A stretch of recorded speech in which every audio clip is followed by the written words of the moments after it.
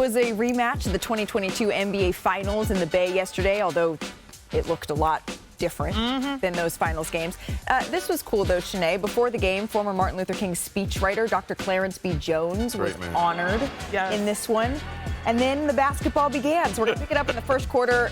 Let's just get this out of the way. It was all Celtics, all the time, all game. There's Jaylen Brown. So Perk is not here. It was Big Daddy Ball when it came to Boston. This is what my father would say. They beat the brakes. Yeah, beat the brakes off of them. Yep. Brown finished with 17 points in this one. Going ahead to the second quarter here, the Celtics up by 11. Tatum, nice little drive here, Mark. Yeah, I don't know that he said excuse me. He said, get out of the way. Celtics up by 13 as we head to the third quarter, now up 16. Curry turns it over here. What's that song like? Work it. Better, faster, stronger. That's what I felt like the Celtics were. Yeah. Taller, better, faster, and stronger. Mouse in the house, mismatch, send help. Like, still need size. If there was one play that summed up this game, it was Porzingis posting up Steph Curry and having his way. Porzingis, 18 points, 7 boards on the day. They're fighting over this. Like, this is one of those you're supposed to have to your team. It's like, here, give it, take it. Could have let him dunk that. No, they fighting. Yeah. Tatum, 22 points, 9 rebounds, 7 assists. Steph Curry was done in the third quarter. Just a blowout win here for the Boston Celtics, who have been a little bit pedestrian by their lofty standards. They won just 8 of their previous 16 games entering Monday. It seems like they found their groove. They've had their 15th game of the season with 20 or more threes. That matches their total for all of last season. And I know, Mark, we like to talk about, okay, did the Celtics... We like to overreact sometimes. I'm going to just be honest with you guys. The Celtics, are they still in championship form? The calendar has turned. We're now in 2025. It feels like Boston is not even finding their groove. They've decided now it's time to take things seriously. What did you see? Yeah, well, I will give them credit for getting their first win since their game 1 of the 2022 finals in San Francisco, and that gave them motivation. But I asked Jason Tatum, I'm like, are you guys bored with the process of trying to repeat? And he looked at me, he's like, well, 2023 we were bored with the process. We skipped steps, didn't take everything seriously, and it bit him. Last year, not the case. And he looked at me directly in my eyes. He said, no, we're not skipping steps. He said, teams are, see the bullseye. They're giving us their best basketball. And obviously, the Celtics aren't going to play their greatest on every given night. But he really feels strongly that they're focused. Yeah. And I think the win over the Warriors showed that this team is focused because they certainly are depleted and they whooped them. After a loss this season, 6 times. 6 times the Boston Celtics have beat a team by at least 25 points. Ouch. So they take losses personally and seriously, and I think this is the time of year where we're really going to start seeing them round into form. On the other side of things, the Golden State Warriors, it was just a demolition of the highest already. No, not that bad. You're saying night-night on themselves? Ow. The lack of health, though, it stood out. Of course, no Draymond, no Kuminga, both injured. Podziemski also out. The other 4 Warriors starters combined for 18 points. That matches what Curry had by himself. And it didn't get better when you looked at the bench. Look at the reserves. Only 1 player, aside from Steph, scored double figures here. This is what Steve Kerr said his message to the team was after the game. Flush this one down the toilet and get ready for sack. We've been very competitive all year, and our guys have fought.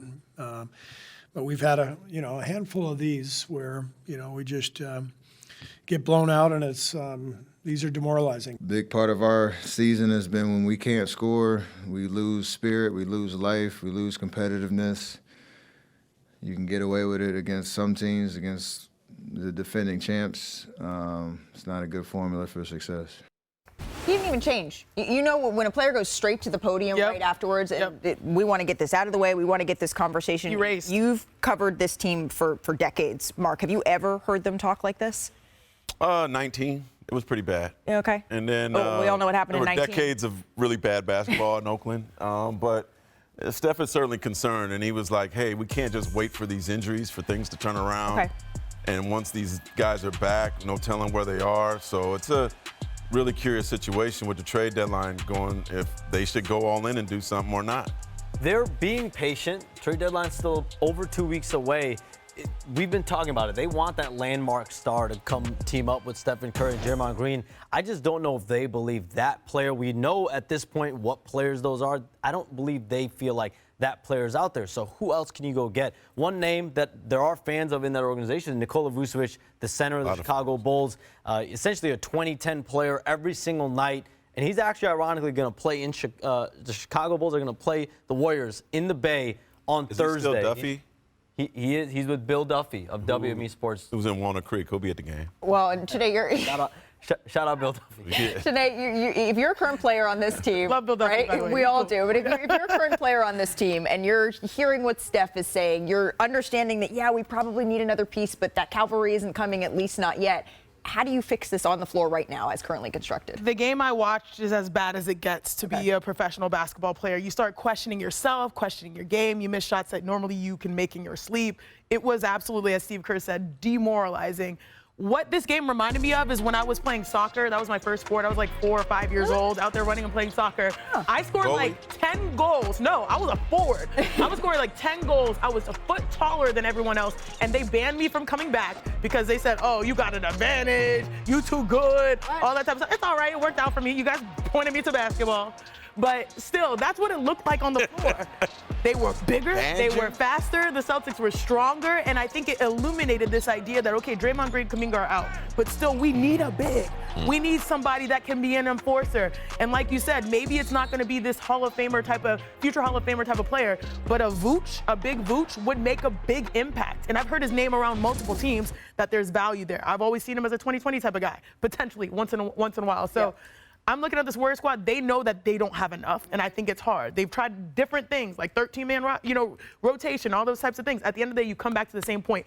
We need more around Steph. There is nothing more difficult in the NBA than coming to terms with your own basketball mortality, and that's what it feels like the Golden State Warriors are having to do right now, and that's just not something we're accustomed to from a great like Steph Curry. But the race for the 2 seeds is going to be a tight one the second half of the season. So Shanae, fill in the blank. The second best team in the West. Oh, this one's a layup. Okay, y'all really. Spell it right, Stanford. Okay, hold on, guys. Oh man. Okay. Hold on. It's taking shape. It's taking form. It's taking off, if you will. Oh, I don't know if it's so cute. Sorry, guys. It's always cute. Houston Rockets, baby! That's not a great logo, is it?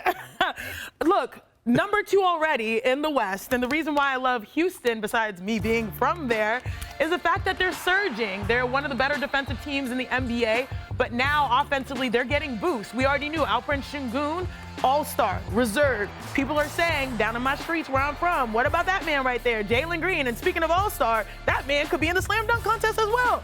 So number 2, look, the Memphis Grizzlies have a case, the Denver Nuggets have a case, but if they ask anybody else on this network, they probably give you that. You're going to ask me, I'm going to say Houston. Every time, period. She's going with H-Town in this one. We're going to all work on our Houston Rockets yours is, logos. I think this one's a little sketchy, too. It's fun, though. Hey, this is good? All right. Real quick, just a little. Here's the Houston Rockets logo real quick. All right. Holding it, producer Davison. Is that dinosaur? It's cute. Hey, every Rockets logo is good. Before we bounce, here's something in addition to all these logos that made me smile this weekend. Kitty Ford, also known as Grandma Kitty, went viral for her super fandom of Steph Curry and the Golden State Warriors. The 87-year-old, as you can see here, has a notebook keeping track of Curry's game schedule and performances. I have that league pass that covers the games. He's usually on there. If he's not, he's on ESPN. So to see my notebook, he's probably looking at that for a game with Hannah. Hannah was here.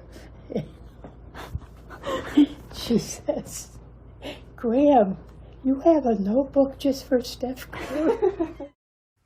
Well, yes, she does. And that video quickly grabbed the attention of basketball fans, and it made it all the way to Curry himself, who extended a very special invitation.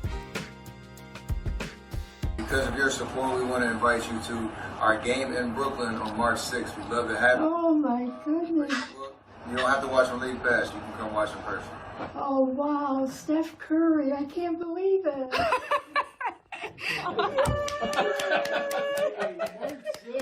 Go, Steph. Grandma Kitty already has an extensive collection of Curry memorabilia, including the bobblehead. You can see there a magazine cover, and now she will get to add seeing the 4-time champion in person to her list. I just love that.